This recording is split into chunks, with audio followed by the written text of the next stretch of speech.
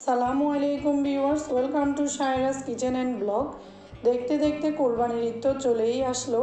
এই ঈদে গরু খাসির মাংসকে আরও বেশি টেস্টি করে রান্না করার জন্য একটি গরম মশলা তৈরি করে দেখাবো। আজকে তৈরি করব আমি শাহি গরম মশলার গুঁড়া। সঠিক পরিমাণে মশলা ব্যবহার করে কিভাবে পারফেক্টভাবে এই শাহি গরম মশলা তৈরি করা যায় সেই সব টিপস অ্যান্ড ট্রিক্স আপনাদের সাথে শেয়ার করব। আর কিভাবে এই মশলাটাকে দীর্ঘদিন সংরক্ষণ করা যায় সেই পদ্ধতিটাও শেয়ার করব। মিষ্টি মশলার পারফেক্ট কম্বিনেশনে তৈরি আমার এই শাহি গরম মশলার গুঁড়া, যেটা দিয়ে আপনারা চট্টগ্রামের মেজবানি মাংস, কালো ভুনা, মাংসের ঝোল, হাঁসের মাংস, মুরগির মাংস, পুরান ঢাকার তেহেরি, সব ধরনের বিরিয়ানি, কাচ্চি বিরিয়ানি সবই রান্না করতে পারবেন পারফেক্টলি। একই মশলাতেই হবে সব রান্না, যাবতীয় মাংস রিলেটেড যত রান্না আছে সবই করতে পারবেন এই মশলা দিয়ে। আশা করছি আমার আজকের এই রেসিপিটি আপনাদের ভালো লাগবে, কাজেও আসবে। আমি মশলাগুলো দেখিয়ে দিচ্ছি আর মশলার পরিমাণটাও বলে দিচ্ছি। প্রথমে আমি আস্ত ধনিয়া নিয়েছি 4 টেবিল চামচ, আস্ত জিরা 3 টেবিল চামচ,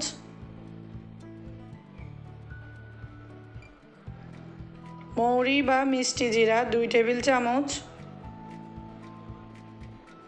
এলাচ 4 টেবিল চামচ, এলাচের পরিমাণটা একটু বাড়িয়ে দিতে হবে, দারচিনি 1 ইঞ্চি সাইজের 12 টুকরা,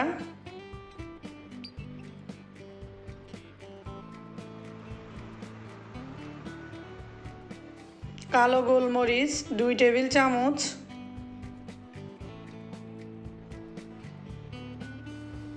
সাদা গোলমরিচ 1 টেবিল চামচ, লবঙ্গ 3 টেবিল চামচ, শাহি জিরা বা কালো জিরা 1 টেবিল চামচ, শাহি এলাচ 8 পিস। শাহি মশলায় শাহি এলাচ, শাহি জিরা না দিলে কি চলে? Star anise 10 piece. এটি একটু মাঝারি সাইজের স্টার এনিস, আপনারা যদি ছোট সাইজের দেন আর একটু পরিমাণে বাড়িয়ে দিবেন। 10 পিস স্টার এনিস, জায়ফল 6 পিস, কাবাব চিনি 1 টেবিল চামচ,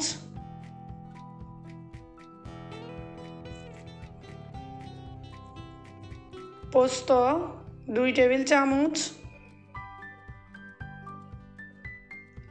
মেথি 1 চা চামচ, রাঁধুনি 1 টেবিল চামচ, সরিষা 1 টেবিল চামচ, মিডিয়াম সাইজের জয়ত্রী 15 গ্রামের মতো, বড় সাইজের জয়ত্রী হলে আপনারা আরেকটু কমিয়ে দিতে পারেন। জয়ত্রীটা খুবই ফ্লেভারফুল হয়। তেজপাতা 12 পিস, শুকনো মরিচ 6 পিস। এই মশলাগুলোকে 2 ধরনের করা যায়, রোদে শুকিয়েও করা যায়, আবার আপনারা চাইলে একটু তাওয়ায় রোস্ট করে মুচমুচে করেও এই মশলাটা ব্যবহার করতে পারেন। এই মশলাটি তাওয়ায় একটু মুচমুচে করে নিলে মশলাটা বেশি ফ্লেভারফুল হয় আর দীর্ঘদিন পর্যন্ত সংরক্ষণ করে রাখা যায়। চুলার আঁচটা একদমই লোতে রেখে অনবরত নেড়ে চেড়ে 15 মিনিটের মধ্যে আমার এই মশলাগুলো মুচমুচে হয়ে গিয়েছে। আপনাদের হয়তো আর একটু বেশি সময় লাগতে পারে। মশলাগুলো আমি মুচমুচে করে নিয়েছি। মশলাগুলো যখন একদম নর্মাল টেম্পারেচারে চলে আসবে তখন একটা ব্লেন্ডারের জারে সবগুলো মশলা নিয়ে নিব। গরম থাকা অবস্থায় ব্লেন্ড করা যাবে না, ঠান্ডা হলেই ব্লেন্ড করে নিতে হবে। এবার মশলাগুলোকে আমি ব্লেন্ড করে নিব। প্রথমে থেমে থেমে কয়েকবার দিয়ে ব্লেন্ড করে নিতে হবে। এরপর ব্লেন্ডারের ঢাকনা খুলে ভালোভাবে নেড়ে চেড়ে উপর থেকে নেড়ে চেড়ে দিতে হবে, দিয়ে আবার একটু ব্লেন্ড করে নিতে হবে।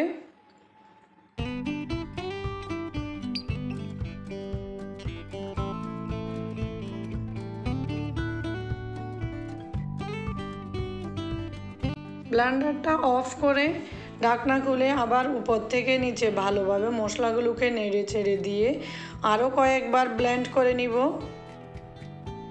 এবার এরকম একটা চালনিতে নিয়ে মশলাগুলোকে চেলে নিব।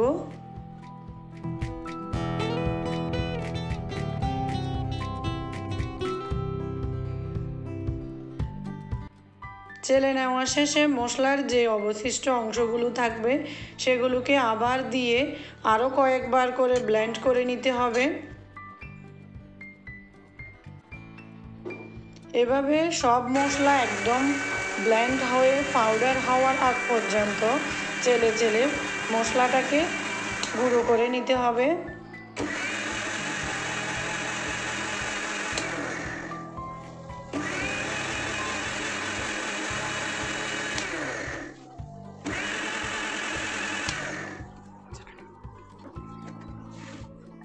মশলাটা পুরোপুরি ব্লেন্ড হয়ে গিয়েছে।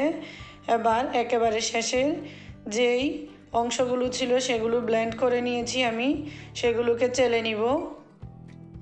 ব্যাস, আমার শাহি গরম মশলা রেডি হয়ে গেল। মশলাগুলোকে এরকম একটা প্লেটে ছড়িয়ে দিয়ে ঠান্ডা করে নিব, কোনোভাবেই গরম গরম ঢুকানো যাবে না। আপনারা চাইলে রেসিপিটি ফলো করে নিজের হাতে স্বাস্থ্যকরভাবে এই শাহি গরম মশলাটি তৈরি করে সংরক্ষণ করে রাখতে পারেন। একটা এয়ারটাইট কাচের বয়মে ঢুকিয়ে এই মশলাটি 1 বছর পর্যন্ত সংরক্ষণ করে রাখা যায়। আশা করছি আমার আজকের রেসিপিটি আপনাদের ভালো লেগেছে। ভালো লাগলে লাইক, কমেন্টস এবং শেয়ার করবেন। আমার চ্যানেলে যদি নতুন হয়ে থাকেন চ্যানেলটি অবশ্যই সাবস্ক্রাইব করবেন। আপনারা সাবস্ক্রাইব করলে নতুন রেসিপি তৈরিতে খুবই উৎসাহ পাই। আর যারা অলরেডি সাবস্ক্রাইব করেছেন তাদের সবাইকে অসংখ্য ধন্যবাদ ভিডিওটি দেখার জন্য। এতক্ষণ আমার সাথে থাকার জন্য সবাইকে অসংখ্য ধন্যবাদ। সবাই ভালো থাকবেন। আল্লাহ হাফেজ।